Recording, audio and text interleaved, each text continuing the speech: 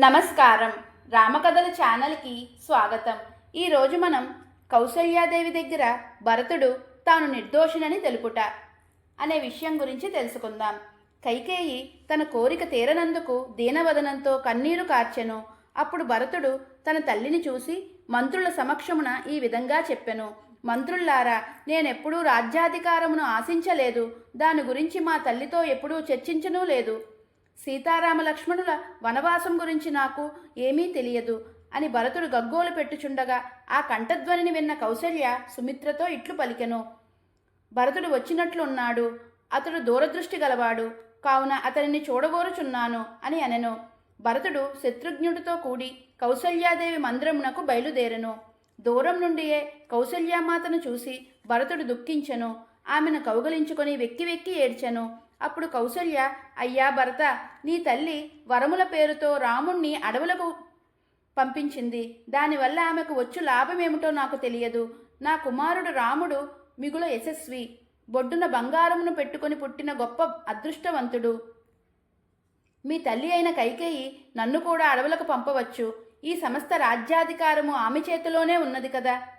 ధనధాన్య సంపదలచే తులతూగుచు సువిశాలమైన ఈ కోసల రాజ్యమును ఆ కైకేయి ద్వారా నీకు లభ్యమైనది.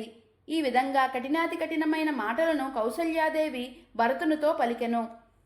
ఏ పాపము ఎరుగని ఆ భరతుడు ఆమె పలుకులకు పుండుపై సూదితో గుచ్చినంతగా బాధపడెను. పెదప భరతుడు మానసికంగా బాధపడి వెంటనే కౌసల్యాదేవి పాదములపై పడెను. ఓ పూజ్యురాలా, నేను నిరపరాధిని. పట్టాభిషేకం గురించి నాకు తెలియదు. రాముడిపై నాకు ఎంత ప్రేమ ఉందో నీకు తెలుసు. నువ్వు నన్ను నిందించవద్దు. శ్రీరాముడు ధర్మాత్ముడు, శ్రేష్ఠుడు, అందరికీ పూజ్యుడు. అట్టి మహాత్ముణ్ణి అడవిలపాలు చేయుటకు అనుమతించిన వారి బుద్ధి శాస్త్రవిరుద్ధమైనది. అమ్మా, రాముణ్ణు వనవాసమునకు పంపించుటలో నా ప్రమేయమేమీ లేదు. ఒకవేళ ఉన్నచో పాపాత్మునకు సేవ చేయవలసిన గతి నాకు పట్టునుగాక. సూర్యునకు ఎదురుగా నిలిచి మలమూత్రమును విసర్జించిన వానికి కలిగడి పాపము నాకు చుట్టుకొనుగాక. అంతేకాదు, నిద్రించుచున్న గోవును కాలుతో తన్నిన పాపము నాకు అంటుగాక. గురువు వాత్సల్యంతో శిష్యుడికి వేదార్థములను నూరిపోసినను అశ్రద్ధ వలన వాటిని మర్చిపోయిన శిష్యుడు పోయేడి గతికి నేను పోవుదునుగాక. విశ్వాసపాత్రులైన సేవకులను మధ్యలో తొలగించుట వలన కలిగడి పాపము నాకు అంటుగాక. అర్హతలను ఎరుగక అడ్డదిడ్డముగా దానములు చేయువాడు పోవు దుర్గతికి నేను పోవుదునుగాక. అమ్మ, శ్రీరాముణ్ణి అడవులకు పంపుటలో నా ప్రమేయం ఉన్నచో, నేను పూర్వము పుణ్యం ఏదైనా చేసి ఉన్నచో అది నశించుగాక. నాకు నరకబాధలు ప్రాప్తించుగాక. ఆచరింపవలసిన మాతృపితృదేవతల సేవలు మానివేసి అధర్మ మార్గమున ఉండువారికి దుర్గతులు తప్పవు. ఈ విధంగా తీవ్రమైన శపథములు చేయుచు భరతుడు దుఃఖించెను. నాయనా భరత, నీ మాటల వల్ల నాకు కొంత ఊరట కలిగింది.